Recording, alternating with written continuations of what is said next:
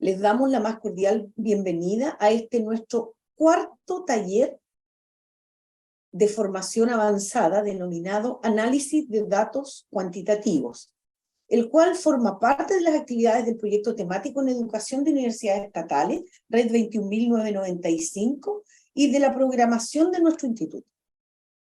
Este taller contará con una relatora y 3 sesiones de trabajo, el cual se inicia hoy 31 de mayo y finaliza el 14 de junio, y tiene por objetivos fortalecer la formación en investigación educativa en las universidades estatales y proporcionar herramientas fundamentales para interpretar los resultados de técnicas estadísticas entregadas por el programa STACA.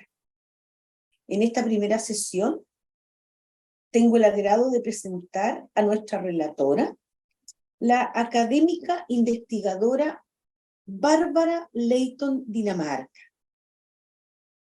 Ella es magíster en bioestadística por la Universidad de Chile. Además, es estadístico y licenciada en matemática, con mención en estadística, ambos otorgados por la Pontificia Universidad Católica de Chile. Es actual profesora del Instituto de Nutrición y Tecnología de los Alimentos INTA de la Universidad de Chile, con docencia en bioestadística en posgrados tales como magíster y doctorado en nutrición y otras carreras de la salud impartidos en el INTA de la Universidad de Chile. Ha tenido participación como coinvestigadora en proyectos de investigación financiados por CONICET, en proyectos FONIS, en proyectos FONDEF, entre otros, con publicaciones en revistas de corriente principal indexadas WOS, Scopus y Cielo, mayoritariamente en el área de la salud. Ahora voy a dejar con ustedes a nuestra destacada relatora, Bárbara Leighton Dinamarca, pero antes quisiera indicarles 2 cosas. Primero, solicitarles que, independiente del tipo de señal que tengan, por favor, se identifiquen con su nombre completo.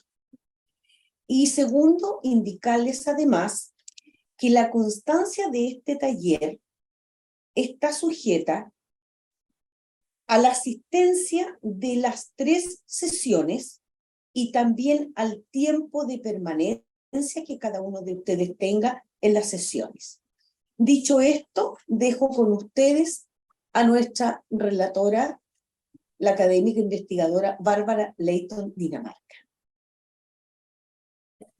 Muchas gracias, Verónica, por la presentación. Bueno, partiendo, o en realidad antes de partir, quería comentar, como muy bien decía Verónica, principalmente he trabajado en el área de salud.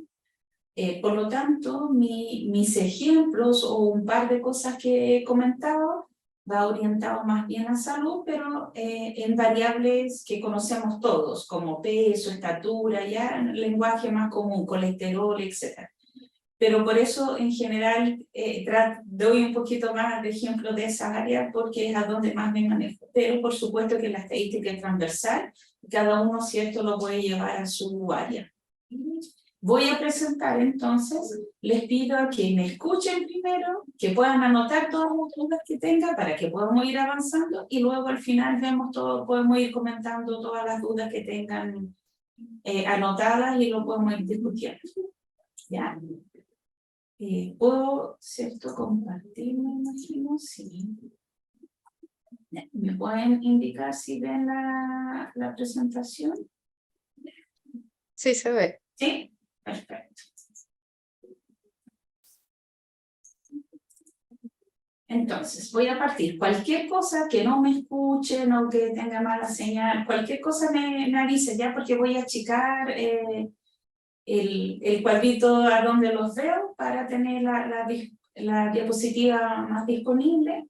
Y así, entonces, cualquier problema, dificultad, por favor me lo avisan y lo vamos a tratar de solucionar. Ya. Para partir, entonces, Voy a hacer un breve resumen desde la parte estadística, voy a pasar, no va a ser lento, lo voy a hacer más bien rápido, pero para que estemos de acuerdo y en consenso con algunas cosas, ¿ya? Por ejemplo, el tipo variable, en general, ¿cierto? Están las cuantitativas, que están las discretas y las continuas. ¿Qué diferencia tienen entre ellas? Que, como el nombre lo dice, cuantitativa, ¿cierto? Mide cantidad, es una variable numérica en el fondo, pero puede ser discreta en el fondo, que sean solo números enteros, ¿cierto? Como por ejemplo, puse acá número de hijos, un ejemplo clásico, ¿cierto? No puedo tener un hijo y medio, o tengo uno, tengo dos, o no tengo ninguno. Y la variable continua sí puedo, ¿cierto?, tener infinitos números, o entre un número y otro puedo tener infinitos números. ¿Qué significa eso? ¿Cierto? Que puedo tener con muchos decimales. Ojo, y aquí harto cuidado, que lo que más se equivocan para este tipo de variable es, por ejemplo, ya, la variable peso, ¿cierto? Una balanza, en general, si somos adultos, ponen con un decimal. Ya, yo cuánto peso, peso 71,2. Pero el instrumento no es capaz de medir más, ¿ya? Yo pudiera decir, mido 72,32185, etcétera, etcétera, ¿ya? Por lo tanto, hay variables que sí son continuas, pero que muchas veces no se ven los decimales y es porque el instrumento no es capaz de medir, ¿ya? Quiero que igual eso quede claro. Por ejemplo, varios exámenes de sangre, ¿cierto? El colesterol, todo eso en general no entrega con decimales, pero uno sí pudiera tener todos esos detalles, pero el instrumento no es capaz de medir más, ¿ya? Todas esas variables entonces son continuas. Luego están las variables cualitativas, que como el nombre lo dice, ¿cierto?, entregan una cualidad, y están las nominales y las ordinales.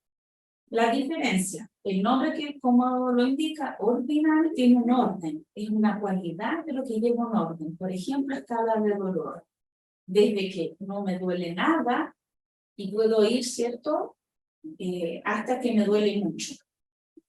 ¿Ya? Tiene un orden. No sé, nivel socioeconómico, alto, medio, bajo, tiene un orden. En cambio, nominal no tiene orden. Por ejemplo, nacionalidad. ¿Ya? No puedo ordenar colores, etc. ¿Ya? Esas son las variables nominales. ¿Ya? Entonces, esa es un poco para identificar y tener claro entre las cuantitativas y las cualitativas. Y otra cosa importante es que las variables cuantitativas, ¿cierto?, yo las puedo de alguna forma crear de una variable cuantitativa, pasarla a cualitativa. Por ejemplo, ¿cierto?, yo les dije, un ejemplo era el peso de variable cuantitativa, y cuando, si la quiero llevar a cualitativa, significa que yo puedo indicar, por ejemplo, una persona y poner que tiene bajo peso, tiene un peso normal o tiene un peso alto. Y le estoy dando una cualidad que en el fondo tiene 3 categorías: bajo, normal y alto. Entonces, yo sí puedo pasar, ¿cierto?, generar de una variable cuantitativa a cualitativa. ¿Y por qué indico esto? Porque muchas veces cuando uno hace instrumentos, si quiere medir algo, desde el punto de vista, ¿cierto?, estadístico, lo ideal es preguntar la variable en forma cuantitativa, si es que se puede, y luego transformarla o generar de esa variable una variable cualitativa, ¿ya? Porque si yo solo pregunto y pongo peso, bajo peso, normal o con peso elevado, yo no sé exactamente el promedio del peso general, o no puedo hablar general. ¿Por qué? Porque yo sé cuántas personas tienen bajo peso, pero no sé el valor específico. Si yo digo que bajo peso, voy a inventar, es menor a 20 kilos, significa que ese sujeto yo sé que tiene menos de 20, pero no sé si tiene 18, si tiene 19, cuánto exactamente pesa, ¿ya? Sin embargo, si lo hago al revés, no puedo, ¿cierto? Si la variable ya está medida como cualitativa, que es lo que yo indicaba, no puedo llevarla a cuantitativa. ¿Ya? Por lo tanto, siempre es mejor tenerla en forma cuantitativa. ¿Ya? Por ejemplo, a veces uno pone ciertos rangos y a lo mejor un referee o alguien le hace sugerencia de poner otro punto de corte para esa variable. En vez de 20 kilos, ¿sabes qué? Yo creo que lo más adecuado es 19 por ciertos argumentos, etc. Y si yo ya pregunté solo en forma cualitativa, no puedo crear esta nueva variable donde indique que bajo peso va a ser menor a 19 y no menor a 20 kilos. ¿Ya? Entonces, es importante esto principalmente cuando uno va a medir ciertos instrumentos, ya esto desde la experiencia que he tenido en algunos proyectos. Luego están las medidas de resumen, ¿cierto? Que en general cuando uno ve una publicación, están las medidas de posición y de dispersión. Las de posición, las más utilizadas son el mínimo, máximo, promedio, mediana, percentiles, cuartiles y deciles. Quiero dar algunas características, por ejemplo, sobre la mediana, ¿cierto? Que mediana no es lo mismo que media, ojo, media es sinónimo, ¿cierto?, del promedio, y mediana es en el fondo el dato que se ubica al centro. ¿De qué? De un conjunto de datos ordenados. Por ejemplo, si quiero medir la estatura de estos sujetos que está ahí, tengo que ordenarlo de menor a mayor y ver el que está al centro, ¿cierto? En este caso, tengo justo 5, por lo tanto, el tercero queda justo a la mitad y la estatura entonces de ese sujeto va a ser el valor de la mediana. Si yo tuviese 6, no tengo un valor exacto al centro. Entonces, ¿qué se hace? Los dos que están al centro se promedian y es el valor de la mediana. ¿Ya? Entonces, puedo tener un conjunto ordenado de datos impares o pares, pero siempre va a indicar lo que están al centro. ¿Ya? ¿Qué característica tiene la mediana? ¿O por qué es importante? Porque la mediana no se ve afectado por valores extremos, ¿ya? Entonces, un ejemplo chiquitito, pero para que se entienda el concepto, es que tengo acá, ¿cierto?, estas pelotitas, este rojo y este morado, ¿cierto? Y si ustedes se fijan, son los mismos valores, 3, 5, 6, 8, 9, pero el último cambia. Acá la roja, el último es 11, de abajo es 29, es bastante mayor. Entonces, si voy a buscar la mediana, ¿qué decía el concepto de la mediana? Es ordenar de menor a mayor y ver el que está al centro, ¿cierto? En este caso, tenemos 6, por lo tanto, la mediana va a ser el valor promedio de los dos del centro, o sea, entre 6 y 8, por lo tanto es 7. ¿Ya? Entonces, y 7 va a ser la mediana en este conjunto de datos, y en el de abajo también es 7. Sin embargo, si yo quiero calcular el promedio, ¿cierto? Que todos lo conocemos, que es sumar todos estos valores y dividir por 6, el promedio, no tengo acá el valor exacto, pero el promedio sí se va a ver afectado aquí abajo por este valor extremo alto. Por lo tanto, el promedio de este conjunto de abajo va a ser más elevado, ¿cierto?, que el promedio del conjunto de arriba. ¿Ya? Y por supuesto que este valor está acá a la derecha, pero también pudiera estar a la izquierda. Y también el promedio se va afectado a la izquierda, ¿cierto? Se va a hacer menor. Por lo tanto, lo que quiero indicar con esta diapositiva y que quede claro es que el promedio se ve afectado si tengo en el fondo una distribución asimétrica, ya sea a la derecha o a la izquierda. En cambio, la mediana, en ese caso, no se ve afectado. ¿Ya? Por lo tanto, ahí vamos a ir viendo más adelante cuándo ocupar mediana y cuándo ocupar promedio. Por eso estoy dando énfasis en algunas de las interpretaciones. Otra medida de posición que se ocupa bastante son los percentiles. ¿cierto? Que en el fondo los percentiles tenemos también un conjunto de datos que los tenemos que ordenar del menor al mayor, disculpa, y ver, ¿cierto? Puse percentil K porque puede ser percentil 5, en los clásicos son los percentil 25, 50 y 75, ¿cierto? Que en el fondo son los cuartiles. ¿Ya? Entonces por eso puse K, porque lo podemos ir cambiando, pero la idea, el concepto es lo mismo. Por lo tanto, si yo hablo de percentiles, es lo mismo, ¿cierto?, del cuartil. ¿Por qué? Porque el cuartil 1 equivale al percentil 25, el cuartil 2 al percentil 50 y el cuartil 3 al percentil 75. En el fondo, a mi distribución lo divido en cuatro partes iguales. Si hablo de terciles, en 3 partes iguales. Si hablo de deciles, en 10 partes iguales. Entonces, siempre que hablo quintiles, cuartiles, terciles, etcétera, me estoy refiriendo en el fondo a los percentiles. ¿Ya? Pero uno ocupa harto el término cuartiles, terciles, pero en el fondo se hace referencia a los percentiles.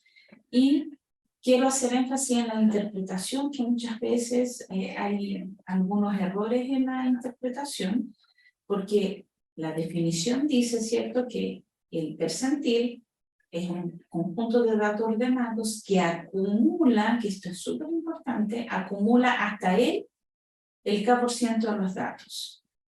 Entonces, por lo tanto, acá tengo un ejemplo, por ejemplo, de la prevalencia de caries, y tengo ahí, no sé, por ejemplo, de ciertos sujetos, tengo el valor mínimo, el cuartil 1, disculpa, que equivale, ¿cierto?, al percentil 25, la mediana, que es equivalente al percentil 50, porque el percentil 50 justo me deja mitad y mitad, el tercil 3, que es el cuartil 3, que equivale al percentil 75 y el valor máximo, ¿cierto? ¿Cómo puedo interpretar, por ejemplo, este cuartil? Ya, este es el percentil 25. Yo lo estoy interpretando al revés, lo que está sobre él. Por lo tanto, yo digo un 75% de los, en este caso, adultos mayores de Santiago, tienen una prevalencia de caries superior a 81.4%. ¿Por qué tengo que decir superior? Porque estoy justo hablando del 75%. ¿Ya? Si hablo del 25%, tendríamos que decir un 25% de los adultos mayores de Santiago tienen una prevalencia de caries inferior o igual a 81.4.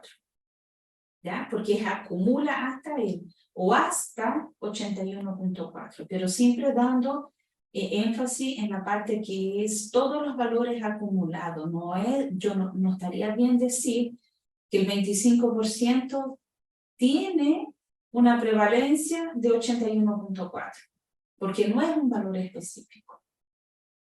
¿Ya? Para que quede claro. Lo que sí puedo hablar es el 25% hasta 81.4 inclusive, ¿cierto? O hablo del complemento, el 75% sobre, ¿cierto?, tiene mayor la prevalencia de 81.4. Y la mediana, como es la mitad, es justo el 50%. Entonces, ¿cómo quedaría? El 50% de los adultos de Santiago tiene una prevalencia de caries inferior o igual a 87.37. O pudiera decir más de 87.37%. ¿Ya? Entonces, ese es el énfasis que quería dar en la interpretación, que es acumulativo siempre los percentiles.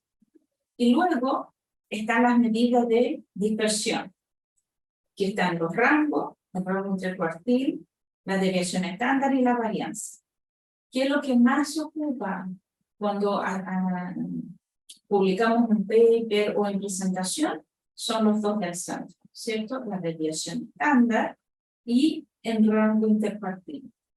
Solo recordar, ¿cierto?, que la desviación estándar es la raíz cuadrada de la varianza ¿Por qué? Porque en general lo que se calcula es la varianza, pero nosotros no hablamos del peso promedio de kilos al cuadrado.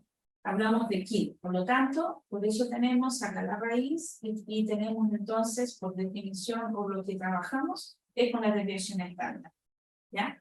Y la desviación estándar se calcula con el promedio, ¿cierto? Porque es la distancia promedio de todos los datos al promedio. Por lo tanto, la desviación estándar, si el promedio se ve alterado, la desviación estándar también se ve alterada, ¿cierto? Entonces, el otro concepto que se usa harto en medida de dispersión es el rango interpartil, que es la diferencia entre el percentil 75 y el 25, ¿ya? El otro es el rango, que es la diferencia entre el máximo y el mínimo. Pero si tengo ciertos valores extremos, ya sea el máximo o el mínimo, es por eso lo que más se utiliza el rango intercuartílico, porque ahí yo veo de los percentiles del 25% y del otro 25% mayor, que sería el 75%, ¿cierto? Entonces, por eso muchas veces para el rango se utiliza el rango intercuartílico cuando los datos no tienen una distribución simétrica. ¿Ya?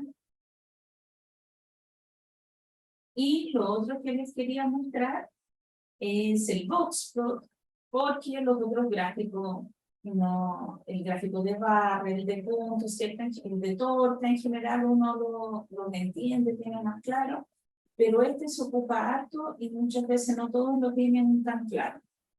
¿Ya? El box plot en general, hay algunos casos que lo usan con promedio, intervalos de confianza, pero en su definición, el origen es con los percentiles. ¿Qué significa eso?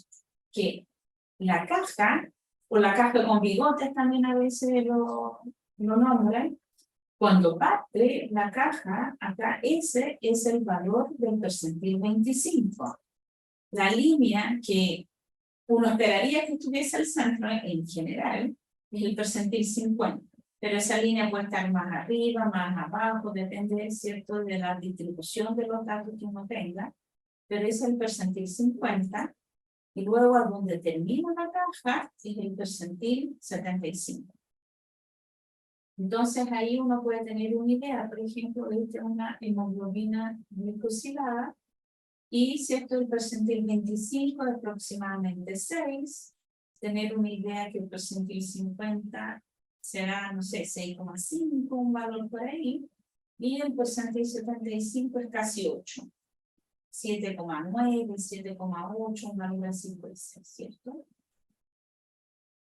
Los bigotes, que son estas partes que están acá, ¿cierto? Ahí, por lo menos acá esto, todo lo que voy a mostrar, las salidas, es del programa estadístico STAT, ¿ya? Pero por supuesto que es muy similar, o la idea es la misma, se lo hacen con SPSS, con R, ¿qué otro? S+, cualquiera de los comandos de programas estadísticos, en Minitab, etc. Entonces, tenemos los bigotes y todo lo que sale de los bigotes, en este caso, son valores que se escapan, ¿cierto? En este caso, se escapan un par de valores altos, pero también uno puede encontrar algunos gráficos que pudiera tener hacia abajo, que hay valores muy, muy bajos, ¿ya? ¿Qué otra cosa nos aporta este gráfico? La dispersión de los datos. Porque la distancia que hay acá entre los bigotes me da un poco la dispersión que tienen mis datos. ¿Ya? Entonces, por eso se ocupa bastante este gráfico, porque me da, por ejemplo, si la línea, el percentil 50, está al centro o cercano al centro, uno esperaría que la distribución fuera más o menos simétrica, y si está más tirada hacia abajo o hacia arriba, indicaría que la distribución es más bien asimétrica. Y además, si tengo dos box plots, que lo vamos a ver después, puedo ir comparando también sus valores, los percentiles, y también la distorsión. ¿Ya? Ahí está todo los detalles. Por ejemplo, ¿cierto? Ahí puse solo para recordar que el cuartil 1 es lo mismo que el percentil 25, que son los 3, ¿cierto? El cuartil 2 y el 3. Y el rango intercuartílico, que es la diferencia entre el percentil 75 y 25. Por ejemplo, solo para que se note, el gráfico, tenemos el box plot acá a mano izquierda y a mano derecha tenemos, ¿cierto?, un histograma de los mismos datos, y más que nada lo puse, ¿cierto?, para que se vea que la línea, como les decía, del percentil 50, en este caso, está un poco más tirado hacia abajo, ¿cierto? No está tan al centro. Entonces uno esperaría, ¿qué cosa? Que la distribución, por ejemplo, acá el histograma, que para eso se ve mejor, ¿cierto?, está concentrado en valores menores, ¿ya? En valores más bajos, y algunos pocos tienen valores más altos. Por ejemplo, ¿cierto? Bueno, disculpen, como trabajo en el área de salud, el estado nutricional, ¿cierto? Principalmente después de la pandemia, lo que más hablaba, ¿cierto? Mucho tiempo en la casa, encerrado, la gente subió más de peso. ¿Qué pasaría? Este histograma, si yo viera, por ejemplo, el IMC, que es peso partido por la estatura, debería estar más al revés. Los valores acumulados más hacia arriba, porque las personas, ¿cierto?, tendieron a aumentar más de peso. Por lo tanto, esta línea estaría más arriba acá, si yo hubiera en el box plot. No hacia abajo, sino que al contrario, más hacia arriba, ¿ya? Entonces, eso nos ayuda un poco para que ustedes vean la utilidad del gráfico. Y además, por ejemplo, acá tengo otro, donde tengo dos box plots, que hay en la mayor utilidad, no solo uno. Dejé el otro solo para explicarlo, cómo leerlo, pero acá, por ejemplo, tengo el índice de masa corporal, que es justo el peso dividido por la estatura, ¿cierto? Para ver cómo estamos. Y, por ejemplo, acá, ¿cierto?, de adultos, de un estudio, sale, y tenemos, si ustedes se fijan, los bigotes que yo decía que les da un poco la variabilidad, ¿cierto? Vemos que las mujeres tienen mayor variabilidad con respecto a los hombres en esta variable, en el IMC. ¿Cierto? ¿Por qué? Porque es más largo. Los hombres más cortitos, es más achatado, ¿cierto? Llegan hasta ahí nomás los bigotes. Por lo tanto, los valores son más homogéneos en los hombres y más dispersos, hay mayor dispersión en las mujeres. Sin embargo, la mediana, ¿cierto? También en las mujeres es un poquito mayor que los hombres. ¿Ya? Los hombres tienden a tener un valor un poquito más bajo. Y todo eso entonces uno puede ver acá también, en este caso, ve que hay valores que se escapan tanto alto como bajo. Hay muchos más valores altos que bajos, pero puede pasar. ¿Ya? Y entonces, esa es como la utilidad de este gráfico. Vamos a empezar ahora las variables, ¿cierto? Ahora que ya vimos, creo, lo más importante o lo que más quería destacar de la parte de estadística descriptiva. Traté de hacer algo súper resumido y que quede claro que las variables cualitativas que vimos al principio, ya sean ordinal o nominal, como uno lo expresa a través de tablas con la frecuencia y los porcentajes, ¿ya? Frecuencia absoluta, en el fondo, que lee la cantidad de sujetos y sus porcentajes. Yo voy a hablar siempre de lo ideal, ¿ya? Desde el punto de vista estadístico, que no siempre se cuenta en todos los papers, pero lo ideal siempre es tener el N en un porcentaje. ¿Por qué es importante eso? Porque no es lo mismo yo decir un 10% de personas tienen bajo peso, por ejemplo, para seguir con el mismo ejemplo, de una muestra de 20 sujetos, a hablar el 10% de una muestra de 500 sujetos. ¿Ya? Entonces, estoy exagerando, pero para que vean la diferencia. Por lo tanto, es importante poner el N en el porcentaje. Es verdad que el porcentaje, sí, que siempre uno está comparando hombres, mujeres, o intervención versus control, intervención 1, intervención 2 versus control, etc. Y es más fácil hablar de los porcentajes, hablar, no sé, por 30, 40, 30, entonces yo ya sea donde sube, baja por ciento, que estar viendo los números, por supuesto que es mucho más fácil, pero ideal que el N esté arriba, por lo menos en la tablita, que diga ese porcentaje que está abajo. Si yo quisiera saber cuántos sujetos son, yo lo puedo determinar. ¿Por qué? Porque el N está arriba. Ah, son de, no sé, con 1200 el 10%. Ah, ya, entonces son 120. Entonces ahí lo podemos calcular. ¿Ya? Entonces, siempre es importante entonces que esté el N con el porcentaje. Y sobre las variables cuantitativas, en general hay dos opciones. ¿Ya? Si mi distribución es simétrica, lo que siempre se expresa es el promedio y la desviación estándar. Y siempre los dos, ojo, porque como les mostré, estaban las medidas de posición y de dispersión. Siempre tienen que poner las dos cosas, van juntos de la mano, ¿cierto? De hecho, ponen muchas veces promedio más menos la desviación estándar. No solo promedio o no solo la desviación estándar. Las dos tienen que ir de la mano, ¿ya? Porque el promedio da una idea, ¿cierto?, de la posición central, en cambio la desviación estándar de la dispersión, de la variabilidad que existe en esa variable en particular. Pero cuando mi distribución es asimétrica, como les mostré, ¿cierto?, en el ejemplo, que el promedio se ve afectado si tengo valores extremos, ya sea a la derecha o a la izquierda, o sea, valores muy altos o valores muy pequeños, el promedio se ve afectado. Por lo tanto, ahí mi ideal es entonces expresar los datos a través de la mediana y del rango intercuartílico. ¿Ya? Una sugerencia, más bien en este caso personal, el rango intercuartílico es la diferencia, ¿cierto?, la resta entre el percentil 75 y 25. Algunos papers ponen, por ejemplo, 10, la diferencia, y otros ponen el valor del percentil 25 y del percentil 75. Yo prefiero esa manera también porque entrega más información al lector, a la persona que está leyendo, mirando el paper o la presentación.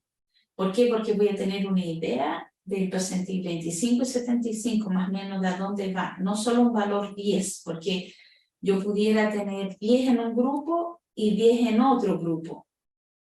Pero el mínimo, pero los percentiles son distintos. Pero al restar me da 10 en ambos. Pero hay una pequeña desfase, que uno parte más alto que el otro. Por lo tanto, encuentro que entrega más información si lo dejan como percentil 25 y 75. Y la persona que quiera, como están los dos valores, basta restarlos, ¿cierto? Hacer la diferencia y tengo el valor exacto del rango intercuartílico, ¿ya? Pero eso como sugerencia. Entonces, para que quede claro, distribución simétrica, promedio de desviación estándar, y distribución asimétrica, mediana y rango intercuartílico, ¿ya? Para la parte descriptiva. Esto es lo más importante y lo ideal que estuviese detallada así la información. Ya. Acá voy a hablar un poquito, no es mucho mi expertise, debo confesarlo, sobre la validez y confiabilidad de instrumentos, ¿ya? Cuando uno realiza cuestionarios, etc., algún instrumento siempre hay que validarlo y ver la confiabilidad que tiene. Algunos ya lo están validados y ya tienen la confiabilidad, que sería excelente. Si no, uno lo puede hacer, pero el hacer no, es harto trabajo, hay harto trabajo detrás. ¿Ya? En general la validez está, la validez de contenido, de criterio y del constructo, Y la confiabilidad lo podemos ver por la repetibilidad, confiabilidad interobservadora y consistencia interna. Voy a hablar en forma general de cada uno de ellos, ¿ya? Entonces, validez en términos generales es el grado en que un instrumento realmente mide la variable que pretende medir. La validez de contenido, entonces, es el grado en que una prueba representa el universo reactivo del cual se extrajo y es útil, sobre todo para evaluar la utilidad de las pruebas que muestran un conocimiento en particular.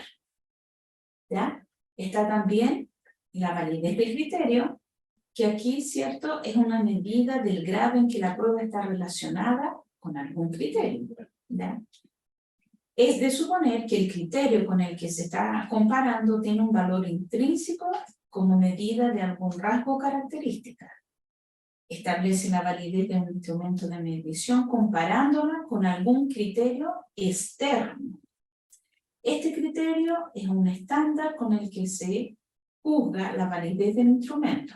Cuanto más se relacionan los resultados del instrumento con la medición, con el criterio, por supuesto que esa validez será mucho mejor. Está la validez de constructo, que se refiere al grado en que una medición se relaciona consistentemente con otras mediciones, de acuerdo con hipótesis derivadas teóricamente y que se relacionan con conceptos o constructos que están siendo medidos. Luego está la fiabilidad, que establece el grado en que un instrumento mide una precisión sin error. Indica la condición del instrumento de ser fiable, es decir, de ser capaz de ofrecer su empleo repetido resultados veraces, ¿cierto? Que lo haga varias veces y constantes en condiciones similares de medición. Todo esto que les comento, hasta ahora, por si acaso, siempre es la parte teórica y es lo ideal. Uno nunca está en el 100%, pero hacia allá es lo que apuntamos. Por eso las definiciones están así. ¿Ya? Pero en la práctica nunca es todo 100%. Y bueno, aprovecho de comentar que la estadística es así, ¿cierto? Siempre hay ciertos margen de error. Está la consistencia, que permite medir el nivel en que los diferentes ítems o preguntas en una escala están relacionados entre sí. Y con ello establecer sumatorias para dar una puntuación global. ¿Ya? Los modelos métodos más usados para ver la consistencia en el fondo, ¿cierto?, son el coeficiente alfa de Cronbach y la estabilidad temporal, que es el famoso TRT. Eso es en general con respecto a los cuestionarios, pero para que vean que hay que realizar estas cosas y no es llegar y hacer preguntas que yo creo que sí van a medir lo que yo quiero y realizarlo. ¿Ya? Uno ahí, por eso si les pregunta, ¿está validado? Si uno no lo validó, no. Hay que decirlo que no lo realizó. Y por eso lo ideal es buscar instrumentos que ya tengan su validez y si no, realizarlo. Pero como les comento, no es sencillo. Hay harto trabajo en el fondo. Por supuesto que se puede hacer, pero hay que hacer hartas cosas. Luego está la prueba de hipótesis. Puse ahí en esta oportunidad como título, que lo podemos ver como dosimasia, test o pruebas de hipótesis, ¿cierto? Y esta es la parte de inferencia de la estadística, ¿cierto? Lo que habíamos visto anterior era la descriptiva y ahora ya a partir del test de hipótesis es porque nosotros queremos hacer una inferencia sobre nuestros datos. Entonces, los test de hipótesis es uno de los medios que utiliza la estadística. ¿Para qué? Para generalizar conocimiento obtenido en una muestra a toda la población. Súper importante. Nosotros a través de la muestra vamos a hacer inferencia porque queremos llegar a la población, que por lo general, ¿cierto?, nunca tenemos la población. O sea, no nunca, casi nunca, porque hay casos muy específicos, por lo menos yo he visto en área de salud que hay enfermedades que son tan específicas que hay muy poquitos sujetos y ahí uno es capaz de tener a la población, pero por lo general uno no tiene a la población. ¿Ya? ¿Por qué? Porque son muchos sujetos. Si yo quiero hablar que voy a trabajar con mujeres embarazadas, ya, pero hay muchas, entonces ¿de dónde? De una comuna, de cierta edad específica o con ciertas semanas de embarazo, etcétera, etcétera. ¿Ya? Y aún así hay muchos sujetos. Entonces, ¿qué es lo que uno trabaja? Trabaja con la muestra. ¿Ya? Otro detalle que quiero indicar acá. Cuando uno hace un estudio, uno elige una muestra que sea al azar para que sea representativa, ¿cierto? Ya. Una cosa es el tamaño de la muestra, que ojalá a nosotros los estadísticos siempre nos gustan muestras, ojalá grandes, no pequeñitas. ¿Qué significa grandes? Ojalá más de 30, 40 sujetos dentro de cada grupo, ¿ya? Ojo con eso, porque por ejemplo, si yo quiero comparar una intervención con un control, y tengo 30 y tengo 15, pero además quiero ver de los que tienen, no tienen una enfermedad, etcétera, se va dividiendo y va quedando con N muy pequeñito con ciertas características. ¿Ya? Entonces, por eso siempre nos gusta más bien tamaños de muestra grandes para después no tener ese problema. Y lo otro importante es que la muestra sea aleatoria. ¿Y qué significa eso? ¿Cierto? Que él elija al azar. Que no sea solo los pacientes que sean voluntarios. Ah, yo sí. No, pues uno debería tratar de hacerlo aleatorio. Por supuesto que está todo el consentimiento informado y todos esos detalles, pero uno elige, por ejemplo, ya, el sujeto B, y le pregunto al sujeto, ¿usted quiere participar? Pero yo lo elegí y pregunto si quiere participar, y no al revés, los que quieran participar que se acerquen. No, al revés tiene que ser, ¿ya? Para que realmente sea aleatorio y no tenga sesgos. Y además de eso, supongamos que yo necesito elegir una muestra de, vamos a poner un N, ya, no tan grande, 50 sujetos, por ejemplo, ya, acá donde trabajo en la comuna de Macul. Ya. 50 adultos mayores. Ya. Yo, Bárbara Leito, voy a elegir al azar y supongamos de ciertos CEFAM, no sé, supongamos que acá en la comuna hay 3 CEFAM, o hacerlo más fácil, hay 5 y tengo que elegir 10 de cada uno, y ahí tengo los 50. Yo voy a ir al CEFAM A y elijo 10 al azar. Pero si otro sujeto, ¿ya?, va a elegir también a 10 adultos mayores y va al mismo CEFAM, lo más probable es que no elija la misma muestra que la mía. ¿Qué quiero indicar con esto? Que la muestra uno elige una vez, pero hay una posibilidad infinita de muestras que yo pudiera haber obtenido. Y uno trabaja con una muestra. Yo ahora que ya la elegí, esa es mi muestra. Pero pudiera haber elegido otra. Y otra, y otra, y otra. ¿Ya? Entonces eso es súper importante. Entonces por eso es la importancia que la muestra sea aleatoria y que sea representativa. Para poder realmente con esa muestra inferir y tener buenos resultados. ¿Por qué? Porque quiero ver qué está pasando en esa población en específico. ¿Ya? Ya, entonces, resumiendo un poco esa parte, entonces después vamos a utilizar las pruebas de hipótesis, ¿cierto? Que consiste en conjeturar valores de parámetros poblacionales y formular reglas de decisión que permitan rechazar o no rechazar dichos valores. ¿Ya? Entonces, voy a hablar desde el punto de vista estadístico, ¿cierto? En eso nos estamos centrando. Y para eso, es cierto, siempre hay 2 hipótesis. estadística, la hipótesis nula y la hipótesis alternativa. La hipótesis nula, como el nombre lo dice, ¿cierto? Es una hipótesis que no tiene cambios, porque es de nulo, de nulidad, no presenta cambios en el parámetro del estudio, ¿ya? Esta es la hipótesis que siempre se está probando, es la que está de prueba, si la rechazo o no la rechazo.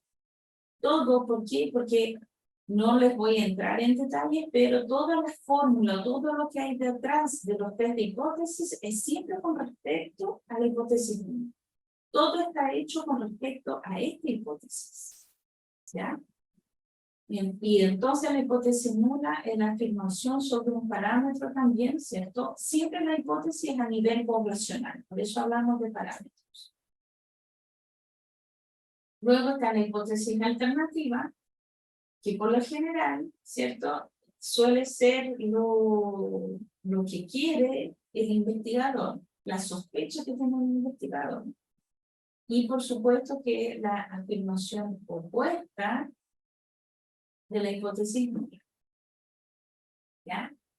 Como el nombre dice, nula, ahí en general no hay ningún cambio, y la hipótesis alternativa es que sí hay cambios.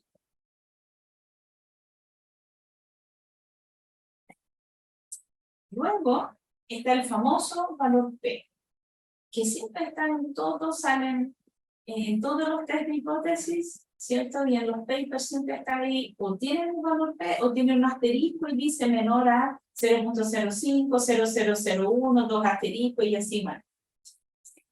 ¿Qué es el famoso valor P? Es la probabilidad de observar la muestra en un estudio si H0 fuera cierta. Ojo, siempre, como les comentaba, es con respecto a H0. ¿Ya? ¿Cuál es su interpretación?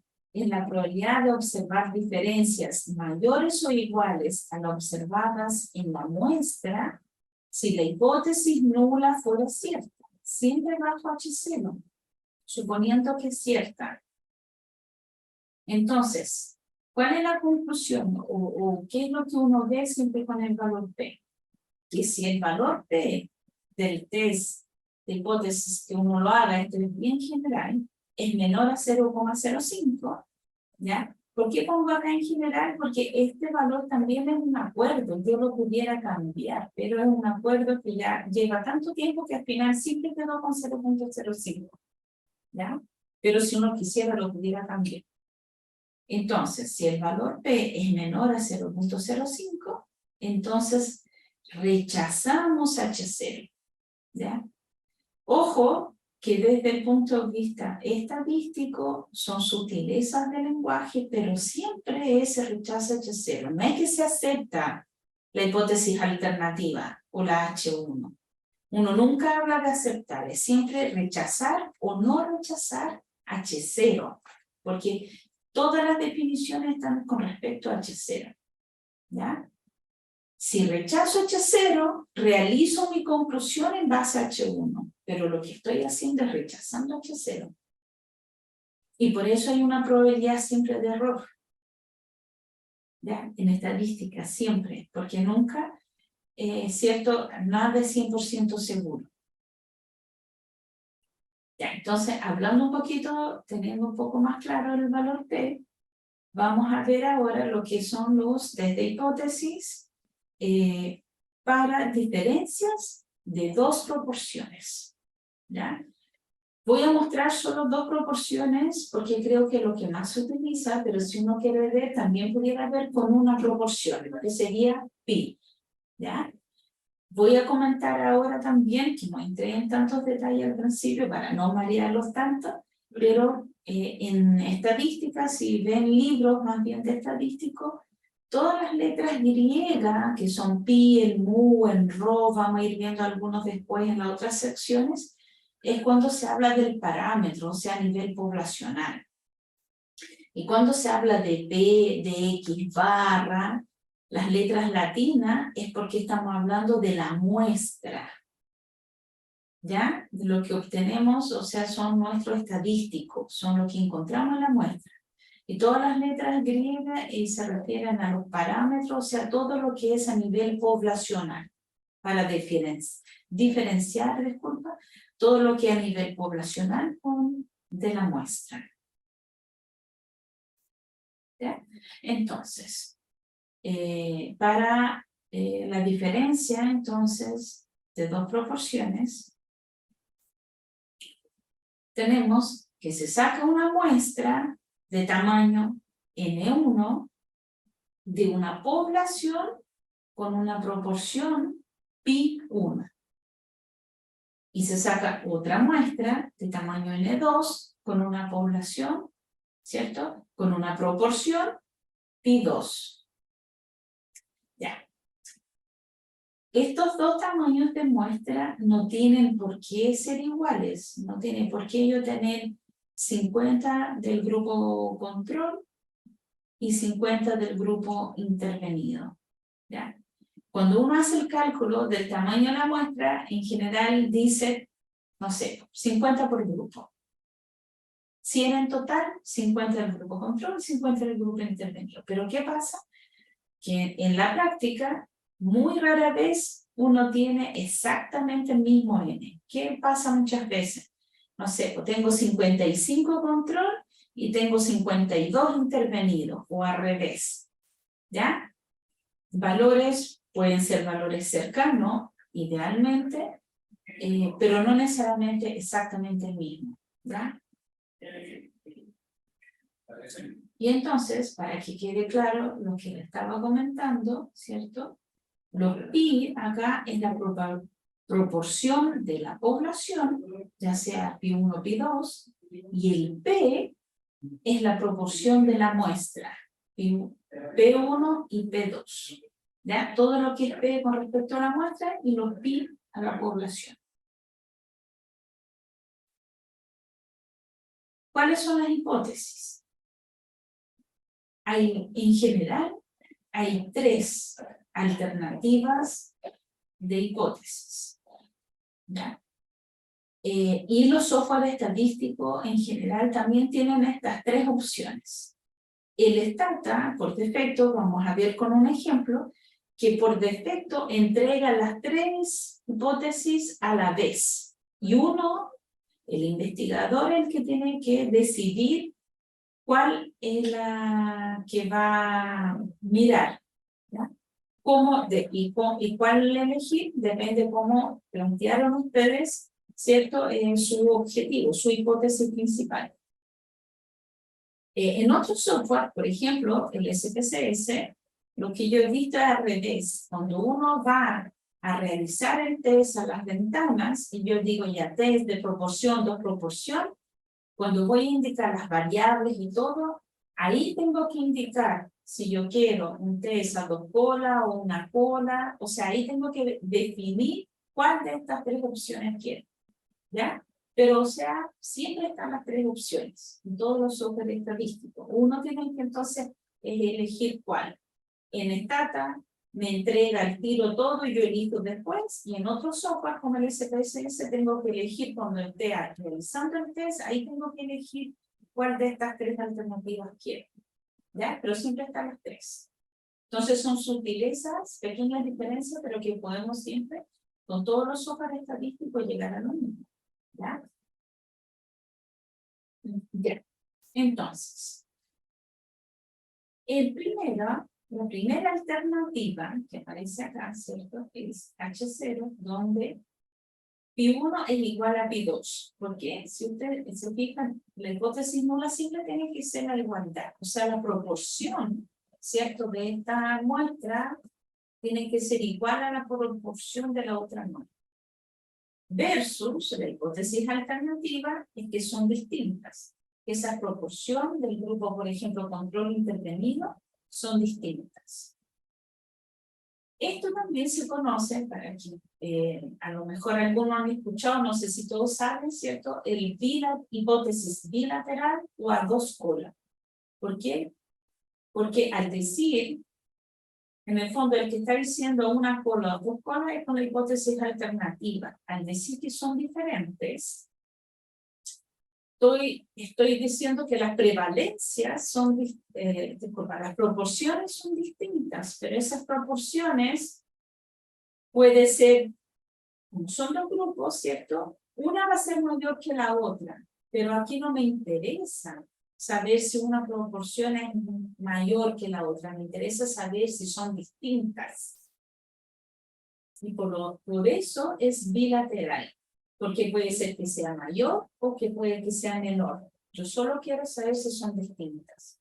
Y dos polar también es la misma idea, es en la distribución, porque siempre es cierto, las polar son la región de rechazo en el fondo.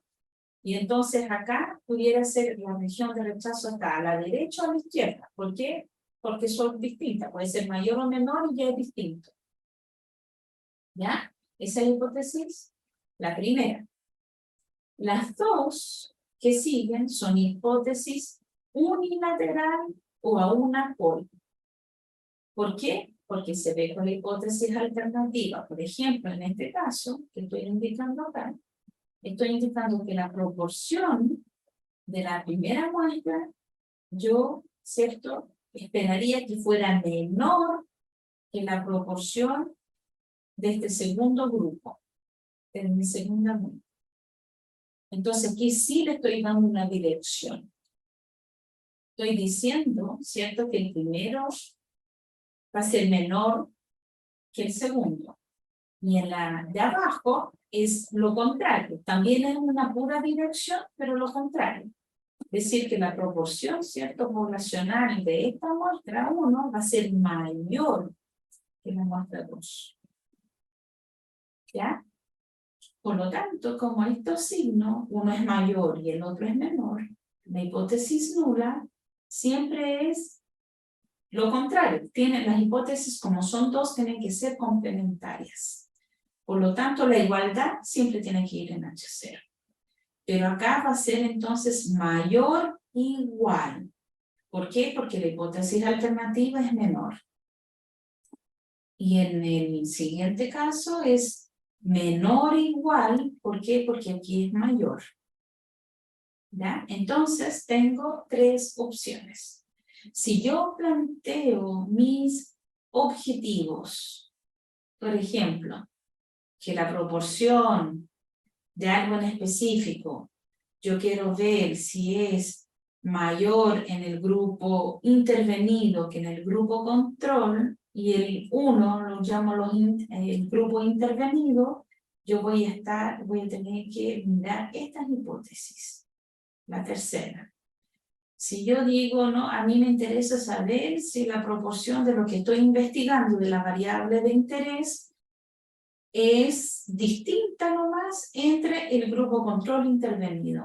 Entonces solo si es distinta, yo voy a la primera. Esta es la que yo debo buscar. ¿Ya? Entonces, depende cuál elegir de lo que quiere el investigador, cómo lo está planteando, que son distintas o yo quiero saber que uno es mayor o menor que el otro. ¿Ya? Aparte de esto, les explico porque está en los libros, los software lo tiene todo, ¿cierto? Aunque, por lo general, cuando uno ve publicaciones, lo que más se ocupa es el bilateral. El saber si son iguales y son distintos. Y si son distintos, uno después, con la parte descriptiva de la variable, ¿cierto? Uno puede indicar, no sé, pues esta prevalencia, yo comenté y me salió que hay diferencias significativas con el test de proporciones, y yo miro las proporciones y digo, ya, ¿y sabes que la proporción del grupo control fue mayor que el del grupo intervenido? O al revés, ¿ya? Pero están las tres opciones, todos los software lo tiene y uno lo puede pedir.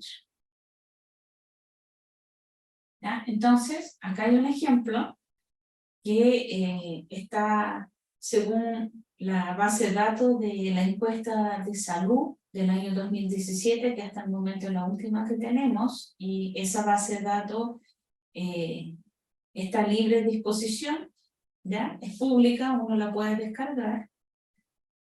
Y entonces acá yo, ¿cierto? Pido en este ejemplo que es verificar si la proporción de los adultos mayores con nivel de colesterol total sobre 200, o sea, que tenga un colesterol total elevado, ¿ya? Es mayor en mujeres que en hombres. ¿Ya? Y acá pido que utilice nivel de simplificación del 5%. Entonces, primero hay que tener harto cuidado acá. Mi variable, ¿ya? Porque cada test de hipótesis en general uno lo hace siempre con respecto a todos los objetivos que yo me planteé. Yo voy leyendo los objetivos y voy viendo, quiere comparar, por ejemplo, en este caso, el nivel de colesterol elevado entre hombres y mujeres, si hay diferencia. Pero en este caso, es cierto que sí es mayor en mujeres que en hombres. Yo digo ya, tengo dos muestras independientes, porque es un grupo de hombre o el otro es mujer, pero además está la variable colesterol. ¿Qué tengo que tener cuidado ahí? La variable colesterol total, si yo hablara como colesterol total nomás, la medición, ¿cierto?, en sangre de miligramos por decilitro, esa variable sería continua. Entonces, ¿qué pudiera yo hacer? Comparar entre hombres y mujeres y digo, ya voy a hacer un test de student. ¿Por qué? Porque compara dos promedios. Pero en este caso, yo estoy viendo el nivel colesterol, pero ahí me está indicando que de los que tienen elevado, o sea, esta variable es dicotómica. ¿Qué significa dicotómica? Cierto que tiene solo dos valores. Por lo general, uno expresa el 1 con el que tiene la condición, por ejemplo, en este caso son los que tienen colesterol elevado, 1, y 0, por ejemplo, los que no lo tienen elevado. Entonces, esta variable es dicotómica. ¿Ya? Por lo tanto, yo ahí puedo buscar, ¿cierto?, la proporción de sujetos que tienen elevado y la proporción de sujetos que no lo tienen elevado. Entonces, realizo un test de proporción. Por eso es súper importante ver cómo uno mide las variables, de qué forma está trabajando para elegir el test adecuado para poder contestar esa pregunta. ¿Ya? Entonces, mi variable de interés, ¿cierto?, es el colesterol elevado, que acá lo puse, si es normal o es elevado. ¿Ya? O sea, es dicotómica esta variable. Y la variable comparativa, en este caso el sexo, que en la base de datos, ¿cierto?, me dice si es hombre o si es mujer. ¿Cuál es el parámetro de interés? Es la proporción de colesterol elevado en hombres. Ese voy a llamar Pi1 y Pi2 va a ser la proporción de colesterol elevado, pero en mujeres. ¿Ya? Eso siempre entonces el parámetro acá en nivel poblacional. Con la salida del data, ya acá ya les voy a mostrar, yo primero voy a realizar una descripción y decir cuántos, ¿cierto?, de los hombres tienen colesterol elevado, cuántos no, y en las mujeres. Entonces, ahí por si acaso, si a alguno tiene o le gusta trabajar con esta data, acá en celeste dejé el comando que utilicé, ¿ya? By source sexo, o sea, ordeno, ¿cierto?, mi variable según la variable sexo, 2 puntos, y le pido que me entregue una tabla para la variable coles, que esta variable coles está como normal o elevado, normal o elevado, y entonces me tira lo mismo para hombres y luego para mujeres, ¿ya? ¿Y qué me entrega? La frecuencia, ya que este es el N, que era lo que decía que idealmente estén ahí en la tabla, y luego el porcentaje. ¿Ya? Y este es el porcentaje acumulado, que prácticamente uno no lo expresa en las tablas. Y en este caso, ¿cierto?, el acumulado se acumula. Es el primero más el segundo, que en este caso con solo 2 queda el tiro en 100, pero si tuviese más voy sumando hasta sumar todos. ¿Ya? Entonces, lo que nos interesa es los sujetos, ¿cierto?, con colesterol elevado. Por lo tanto, ese va a ser el número 1 que yo necesito. Y el 0 es lo contrario. Entonces, estos son los valores de mi parámetro, la estimación del PI, ¿cierto? Que es la proporción de colesterol elevado en hombres, pero a nivel poblacional, en mi muestra, estimar ese valor, ¿cuánto encontré yo? El P, la proporción es 0.2897, que es, en el fondo, el 28,97% de los hombres tienen colesterol elevado. Y luego, en las mujeres, que es el valor que está acá. ¿Ya? Esa es la estimación que uno hace, porque es con la muestra, y por eso ya es P, no es pi.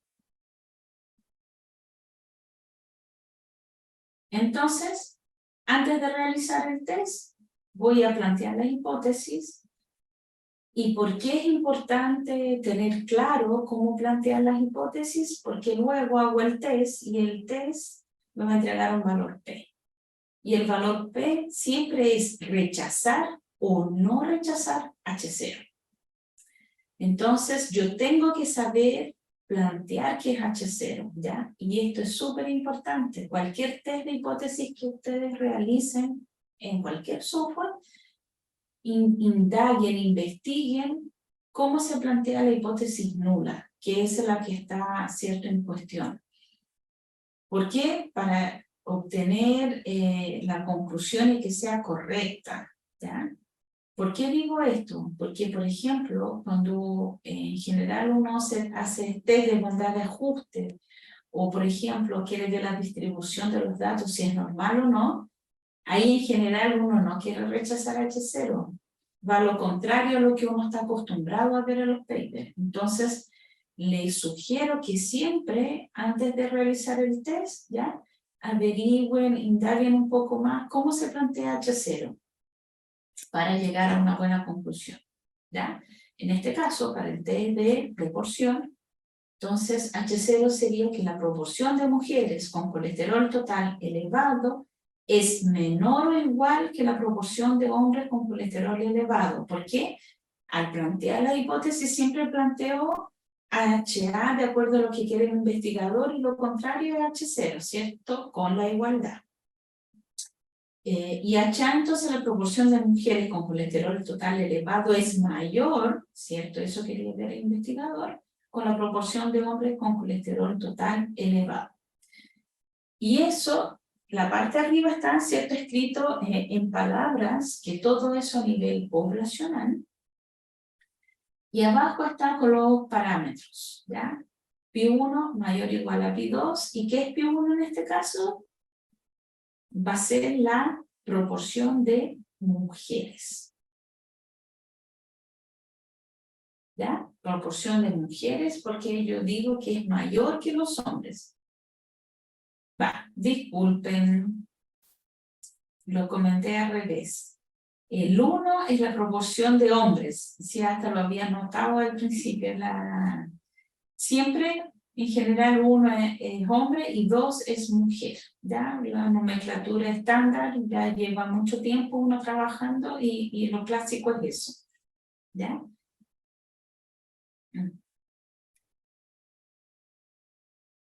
Esta es la salida que entrega el estándar.